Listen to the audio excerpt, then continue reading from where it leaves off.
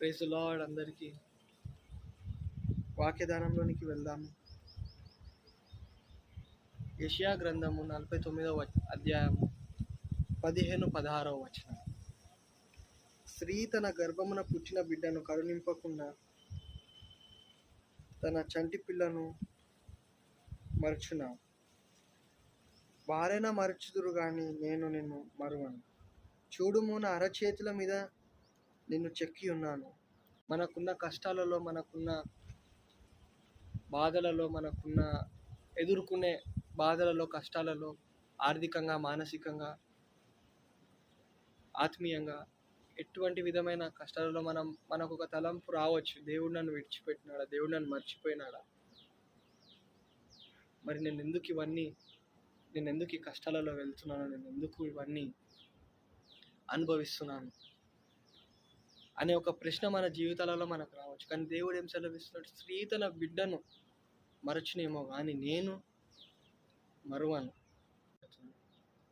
ఇదిగో అనే పదాన్ని ఇక్కడ వాడుతున్నాడు వాక్యంలో. ఇదిగో నేను నా అరచేతుల మీద నేను చెక్కి ఉన్నాను.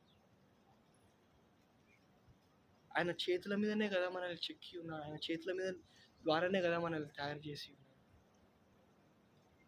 ఆయన సర్వ సృష్టిని రూపించడానికి ఆయన మాట ద్వారా ఆయన రూపించినాడు. కానీ మనల్ని తయారు చేయడానికి ఆయన హస్తాల మీద మనల్ని తయారు చేసి ఉన్నాడు. ఇక్కడ దేవుడు ఏం సెలవిస్తున్నాడంటే అన్ని సహజనమే. ఈ లోకంలో మనం ఎదుర్కొనే కష్టాలు అవన్నీ సహజనమే. కానీ దేవుడు మనల్ని మరువలేడు, దేవుడు మనల్ని ఎడబాయలేడు, విడవలేడు. రోమిలకు రాసిన పత్రిక 8వ అధ్యాయం 18వ వచనం. ఇప్పటి కాలపు శ్రమలు ఎన్నతగినవి కాదు. దేనికి ఎన్నతగినవి కాదు? రాబోయే మహిమ ఎదుట ఎన్నతగినవి కాదని చెప్పిస్తుంది. సో మనం ఇప్పుడు కొన్ని కష్టాలలో, ఇప్పుడు మనం నడిచే జీవితంలో, ఈ ప్రయాణంలో, ఆత్మీయ ప్రయాణంలో మనకి కష్టాలు రావచ్చు. అది ఎట్టి పరిస్థితుల్లో, ఎన్ని విధాలుగానైనా రావచ్చు.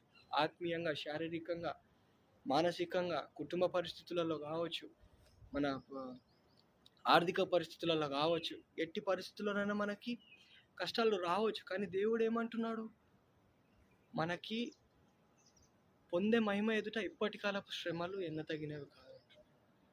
మనల్ని ఆయన మరువలేడు, మనల్ని అరచేతుల మీద చెక్కి ఉన్నానని సెలవిస్తుంది. దేవుని నామంకి మహిమ కలుగును గాక. విత్తబడిన వాక్యము ఫలించును గాక. కేవలం ఆయన నామంకి మహిమ కలుగును గాక. తండ్రి కుమార పరిశుద్ధాత్మునికి మహిమ కలుగును గాక. ఆమేన్, ఆమేన్.